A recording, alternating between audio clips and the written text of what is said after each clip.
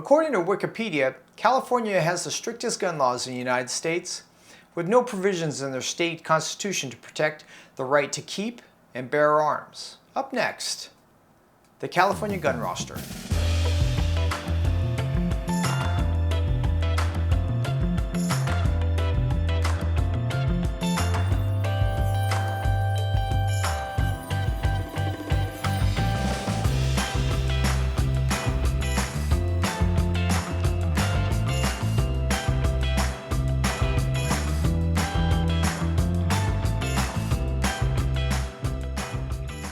In 2022, California witnessed over 1 million gun sales, despite the strict restrictions from a gun roster. The purpose of this California gun roster was to reduce the number of firearm deaths and crime while promoting safety.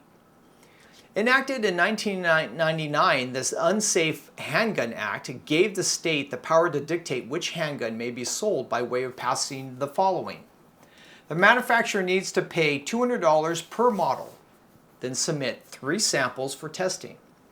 6 drops onto concrete from 39.8 inches, a 20-round firing test, a 600-round stress test, and then most recently added are 3 required safeties: a chamber load indicator, magazine disconnect mechanism, and something that will microstamp a spent case in 2 locations, identifying it to the gun. Has the California Attorney General lost the true spirit of the Unsafe Handgun Act? Recently, I caught up with a mentor and longtime competitive shooter, Lance Boland of Fast OC, who believes the California Attorney General has. Joining us today is Lance Boland for Fast OC. Thank you for taking this interview. Oh, no problem. No problem. Seems that you were fast becoming the household name in the defensive gun community. Well, I would hope the gun community for California. That's really what we're doing it for. It's, the CCW carriers, defensive gun users, we're limited with what we've got. Opening up the market a little bit more, getting more guns in, getting more modern firearms in is kind of the big push for me. So the reason why I came by was just to find out a little bit more about the gun roster and everything that's attached to that, if I may. Yeah.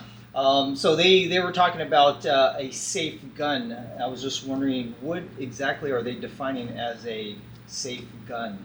Well, the state's argument is that the Unsafe Handgun Act that put into place some restrictions on guns that can be sold in California have to have certain features. So which brings us to the roster. Which created a roster of guns that manufacturers have submitted that meet those requirements, starting with magazine disconnects. You're going to see it listed a couple different ways: CLI, LCI. It's the loaded chamber indicator. I think the state has taken it as chamber load indicator, and it has to have certain features on it. It has to have clearly visible text or marking, something red. Think of the M&P Shield or the California version of the 226 from SIG that says, if up, chamber loaded. So it has to have some type of instructions or some marker delineation on there. Doesn't all of the guns have safety features built into them when they get out of the manufacturer? Well, not well. I mean, the argument is revolvers, right? So where's the mechanical safety on a revolver? Well, I mean, ultimately it's up to you, right? Yeah, it's this. Okay. Right? We go back to Black Hawk Down. This is not safety, right? So, and that's honestly our argument. We put whether you throw the NRA rules at the court or you throw the Cooper rules at the court, they all include, that, treat every gun as if it were loaded. So they're, that's kind of our argument to loaded chamber indicator as well as other arguments. The other one is the magazine disconnect, which a lot of people have a lot of issues. It was flawed in concept in the argument for its purpose, saying that, the angle that they're pushing is, law enforcement wanted it that if they were ever involved in a physical altercation and someone tried to remove the gun, they could drop the magazine out and the gun wouldn't fire. And law enforcement that we've talked to, that I've worked with, that I've trained with, have all said that this is the last thing I want. If I'm in the middle of a reload and I've got a mag out going for a mag in and an opportunity presents itself, why would I not want to be able to the gun. Right. Their life is on the line. Yeah, absolutely. Yes. So a lot of the concepts are flawed. Were they put out there? Sure. And what did an agency say? We want this, or can we try this? Absolutely. It's why you see the little notch in front of the in the Glock magazines. Right. You know, for I think it's Gen 4s, and that's something the FBI wanted. Right. Like they need to reach in there and strip the magazine out. And people were like, that sucks. I don't want that on my gun anymore. And that's what the industry has said. You know, you look across, the popular handguns on a national scale, and they don't have those features. And for defensive shooters, it's, that the two steps. It's get the gun out of the holster, pull the trigger. I want the gun to go off. I want to be able to stop a threat. Right. So That is so bizarre. yeah. So it only applies to civilians. It only applies to civilians, which is another part of our argument for this case, and which Boland v. Bonta, I guess we should probably put the case name out there, that law enforcement is exempt, private party transfers are exempt, interfamilial transfers are exempt, especially those coming from out of state into the state. So what is it that you're trying to prevent, and what are you trying to make safe? So without getting into the Bruin analysis of text history and tradition for how Second Amendment cases are evaluated or now need to be evaluated is, well, this is keeping the public safe, but can the public get these? Yes. Well, okay, well, what are you doing? So you're just trying to isolate a very particular element of the sales, which is from FFLs and new handguns, but they can still get them. So if you're going to ban something, which you can't, Right. it's a backdoor ban. And in our case, the very first evidentiary hearing for our injunction, our preliminary injunction, you could see that the judge caught onto it real quick that it's a backdoor gun ban, poorly executed, but they're trying to hang on to it. And then they threw the micro stamping on there years later, and that's kind of where it was when it all started. Is there even that technology out in the manufacturer community? Well, yet, two or? parts. Does it exist? Yes, it exists. Oh, it does? Yeah, microstamping does exist. It absolutely exists. Is it feasible or functional for manufacturers? And that answer is no. So is it functional for what the state argues it would be used for, which is to aid in investigations for law enforcement purposes? No. The expert witness that testified on our behalf from Arizona was a gentleman that from UC Davis during his master's had that was what his thesis was written on, and had done some pretty extensive testing on multiple forms of the microstamping, because there was what they called the gear shape that had a unique shape to it that was embossed upon a cartridge. There was the alphanumerics, which would have been provided to you by DOJ, and it would not be your serial number. So the manufacturer would send the serial number, DOJ would say, well, here's our Rosetta Stone for the marking, and then send the marking, and that's what would go somehow into the gun. They've tried the firing pin, so where the firing pin actually embosses it into the primer. Anybody that reloads knows that's easily defeatable. Yeah. The other one was on the breech. So when the casing or the cartridge would ignite, the pressure would pressure form it onto that emblem or that shape or whatever they were going to go with. That would then be left behind indelibly on the brass. He found he could defeat that with, I think, is something as little as 12 strokes of a file, or rubbing it for a total of something like 10 to 15 seconds on concrete, and it destroyed the mark. So initially started as stamping the case in two areas, but now it's just one now. And then they reduced it to one. They saw the writing on the wall, in my belief, what the state saw. They were like, well, one, that is not feasible or practical. Right. Because now, if it was on the firing pin and something happens to that firing pin, if you've ever broken a firing pin like I have, you know that, right? So that was my next question. Where the hell are we going to get these? You'd have to get from the manufacturer. And it would have to be custom manufactured, to have to be then, assigned to the DOJ, or if a new one was assigned to you, now you may end up with two marks. It's a furball. It is. It's a mess trying to logically think your way through a use case of, well, that's fine if the gun keeps working. What if I break this part? What if I replace this part? What happens here? What are the steps that I have to take? And then even if everybody was okay with that and we're not, how is an overburdened Department of Justice going to handle and facilitate those requests when right now it's taken like 30 to 60, 90 days just to do a gun check for your CCW. Wow. So yeah. So these 3 requirements came from the California Attorney General, or did it come from California Congress? It came from the legislature. So okay. the legislature, they take up the mantle and they say, well, we're going to do this in the name of public safety. They passed the first version of the Unsafe Handgun Act, which said it has to be drop tested, it has to have a loaded chamber indicator, it has to have magazine disconnect. In a later revision update to that, they added the microstamping. So the true function or the true goal of the Unsafe Handgun Act was to just initially stop like negligent discharge and stuff like that, right? Injuries. That was the argument, and okay. that's something that you're going to go look for the viewers. If it's one thing what the law says, because they're going to say, well, here's something we're going to make a crime, or okay. here's something that we're going to make a statute. You have to abide by this, or a class of persons has to abide by this. And then it'll say you must do this, or this crime has this element, this element, this element. Right. What's beneficial for us is to go read the legislative intent. What are you trying to stop? What are you trying to prevent? And if it is, we're trying to prevent accidental gun deaths, or we're trying to prevent accidental discharges, property damage, or we're trying to keep, the children safe. They always argue we're trying to keep the kids safe.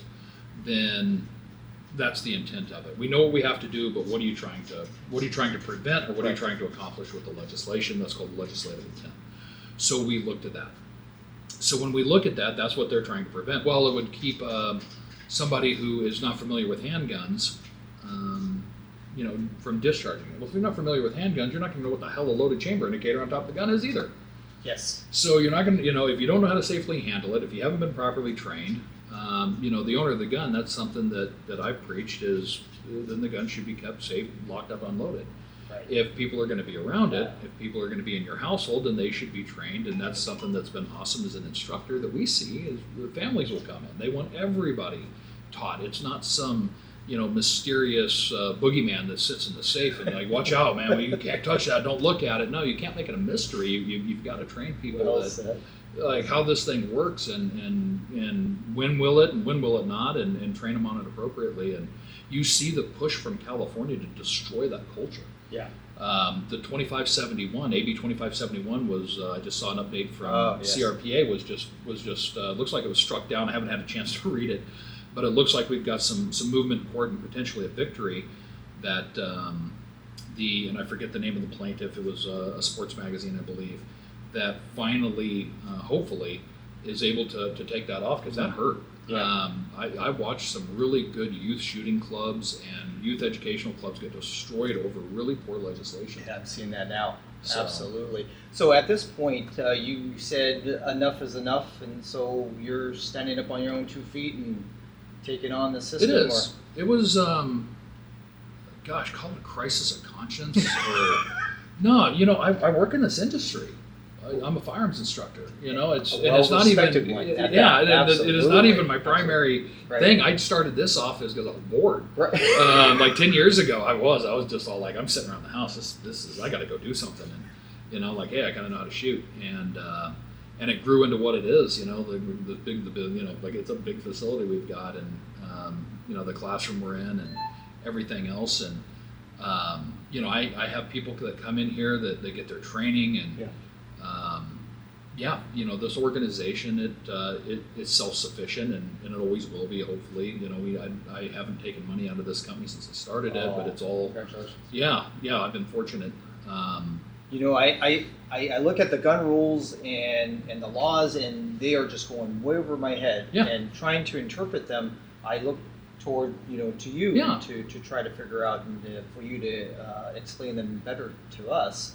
So what's the update on your case? Well, the kind of the genesis of the case was sitting here looking at this and seeing the community and the some of the other entities that are out there that do the same thing I do, and like nobody's stepping up, and I'm like, oh, this is a problem, and I in good conscience can't sit here and have people feed revenue into this organization and not stand up for the rights and, Right. and do everything else. And it was a phone call to Chuck Michelle.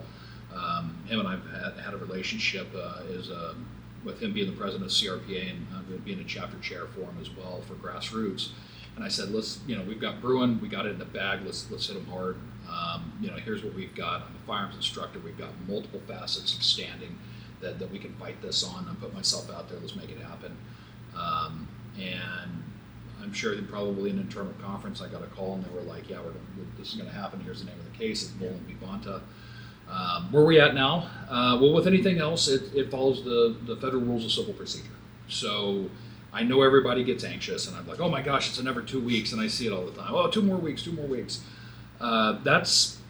That's not reality. It's not how the court system works, and it's not how we want the court system to work either. Ramrod, slipshod, cram it through there, and I want to be able to buy my guns in a week. It's not the reality. I know everybody wants it. We live in the day and age of that, immediate gratification. There's no what my mom would call delayed gratification. Like you start school, right? You don't see the result for 4 years. We get people that come into work that are, junior interns asking how come they don't have their own office. Like it's the same mentality. Right. It strikes us. I'm the same way too. I'm like, no. Oh yeah. There. Well, for me it was 10. So. Right. Yeah. So we. Once it gets filed, you're going to see kind of a progression. One, you get a complaint. So that's the first thing that drops. You get the complaint, it goes to the clerk, you get a case number, get your conformed copy. From that, the other side gets service. So they have to be notified of the case. It doesn't matter. Now they can waive it. They can waive service. They can total Rule 12 be it. We kind of talked about it earlier, where they can go in and appear and say we waive service and jump on the case quickly. So that's not what they always want. Internal chess game going It on is. between. Yeah, and it's how the case is filed, and there's times where you look at the federal court system, what judge is taking what cases from what days, right, or from what week, or where they are in the rotation. And we're not going to file it this week. We're going to file it next week, and we're going to get that judge. And that judge was an appointee from a conservative president, and he's probably going to be more likely to rule on, or she's going to be more likely to rule on our side. So yeah, it's a total chess game. It's judge shopping. There's all kinds of stuff that goes into it. Well above me. I read your case at least 4 times. I still don't understand the direction that it's going. But where are you now? So where we're at now is all of that. The kind of do a thing and then pause because you have to. What we requested is it was a motion for a preliminary injunction. You'll see it written as PMI, right. MPI, motion for preliminary injunction. And what our side says is that our case is so strong that we're going to win. So in the meantime, we shouldn't have to bear the burden of our rights being infringed. So common in a lot of cases, you don't go into saying our case is weak. Like, well, we really don't know if we're going to win, and So you go in strong. We knew we were strong. We have Bruin backing us up.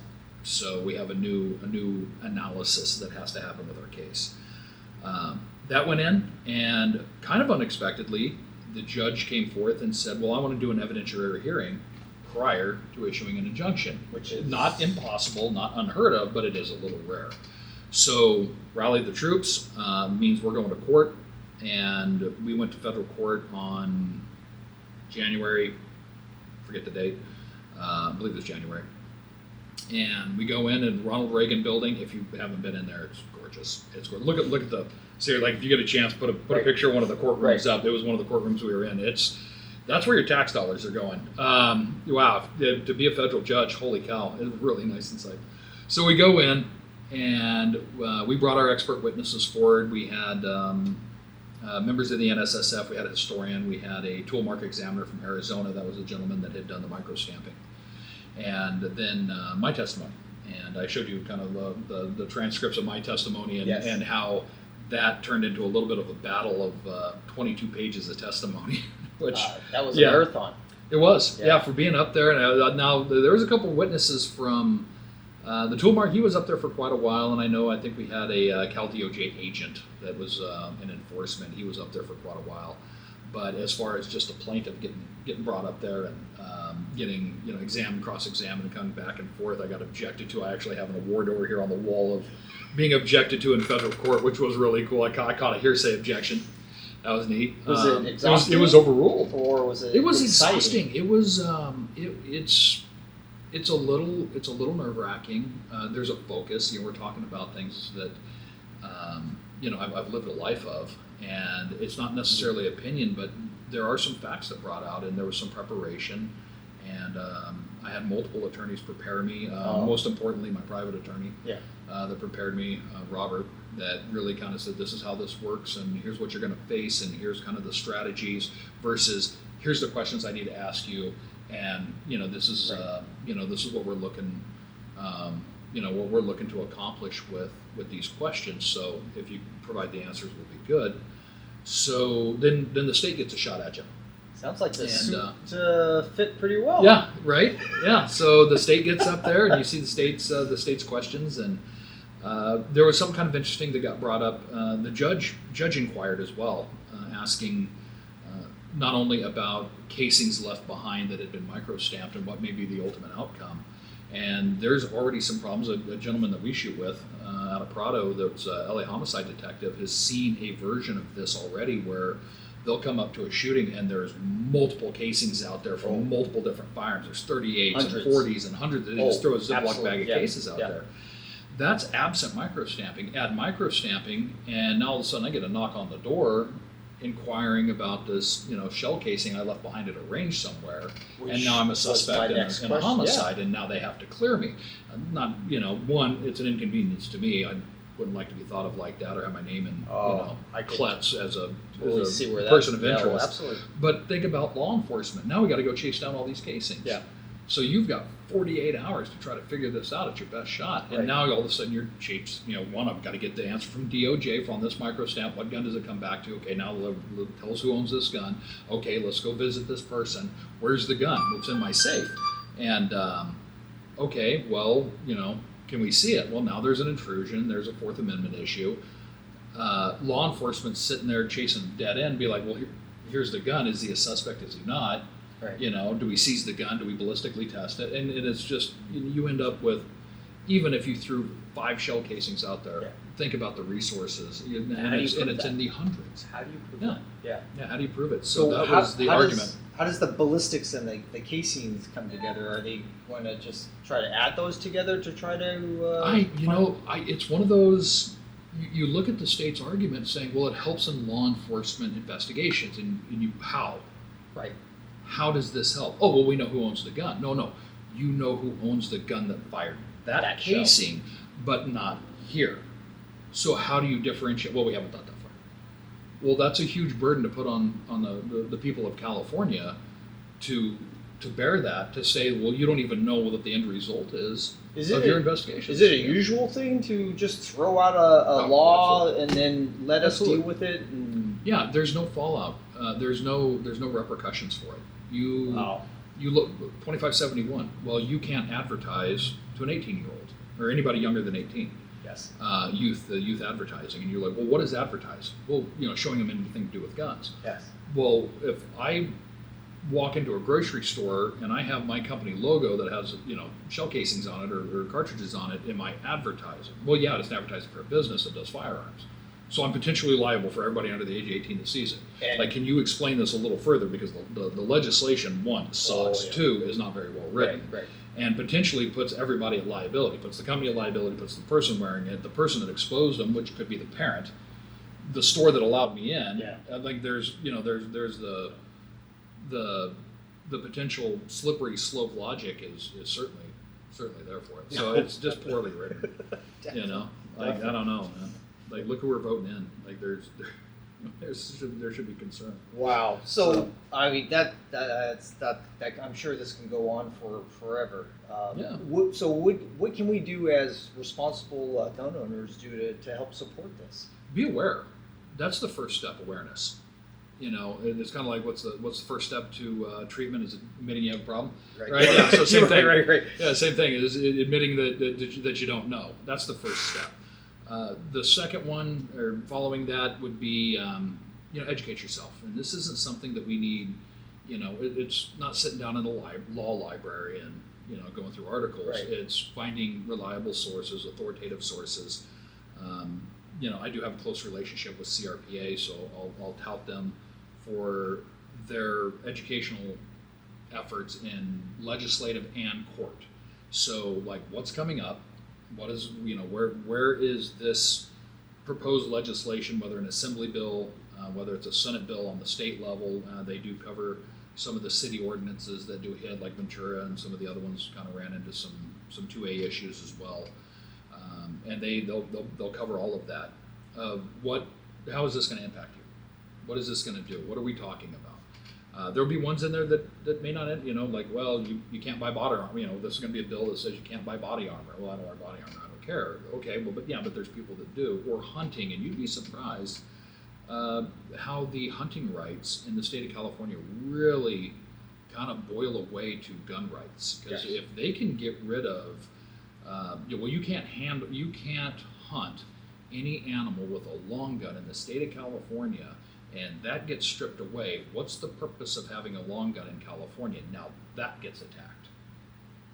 Because right now, some of the only things that are holding up some of our gun rights is the way that they're used and protecting the way that they're used. Right. You strip that away, then all of a sudden there's no reason for it. The argument becomes more difficult for us.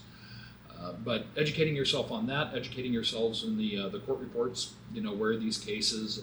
My case, Duncan, that's Virginia Duncan's case for the magazines. Yep. Kim Rohde for the ammunition. Sorry, I forgot your name, guys. The sports magazine for the 2571. And where are these cases? What can we do to support them? My case is being supported by a California Rifle Pistol Association. They're the one financing it, as well as Second Amendment Foundation. So They've contributed. CRPA would be a great resource then. It is. It's a good resource just for education. You don't have to go be a member of them to get the education benefit from them. Beautiful. For kind of where we're at with these things. If you donate, awesome. If you just learn, that's awesome too. Usually that's compelling enough. And as I've always said, anybody that's been around me, look into who you donate to. There's groups I support, there's groups I don't support. I look past the first layer of the onion to see really kind of what's going on, and are you filing fundraising lawsuits, or are you actually taking people to task? Who's winning? Yes. And I'm going to support the people who are winning or who have the best chance of winning. And getting as deep as to reading how you wrote your complaint and what you're standing and what is really the nuts and bolts and under the hood of your lawsuit, and how are you arguing this? Wow. Instead of just kind of a, I hate to use the term prima facie lawsuit to say that we're going to win anyways, but you look at it and it kind of reminds me of the time, like when I was a consultant, there was always the chatter of, there may not be any money in fixing the problem, but there's a lot of money in prolonging it. Yeah. And it really makes you wonder, as long as some of these things drag out, just because of poorly written complaints or poorly argued appeals, like, are you really trying to drag this out longer than it needs to be? Which is quite a few. And it seems to be quite a few. Isn't that a Yeah. strategy? Well, the state wants to drag it out as long as they can, because at some point you're going to hit a point of attrition where you don't have any more money. Right.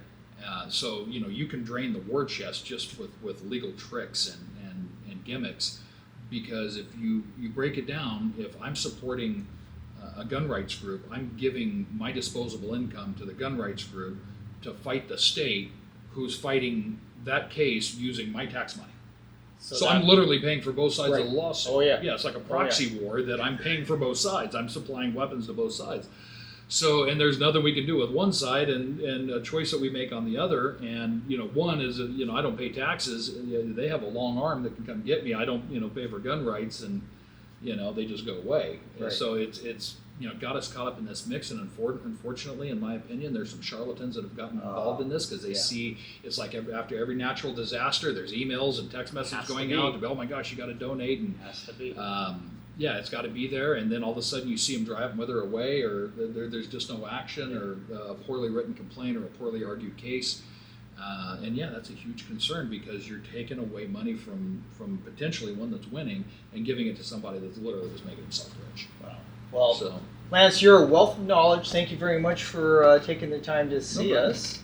So, but good luck with your civil thing, or Yep. right? Yeah, And, absolutely. Yeah. anything that you guys can do to help support Lance and CRPA, I mean, that'd be very much welcome, right? For sure. So- Absolutely. Yeah, if you go for CRPA, crpa.org, that'll get you the first page. You'll see, you can say, well, I want this to go directly to one particular lawsuit, or I just, I want to get a membership and just support the organization. It all kind of goes into the same war chest. And again, not trying to make a pitch for anybody, but definitely check out who you're supporting to make sure they're winning for you. And that's kind of across the board. Thank you very much. Lance Boland from Fast OC, fighting for his as well as your defensive gun rights.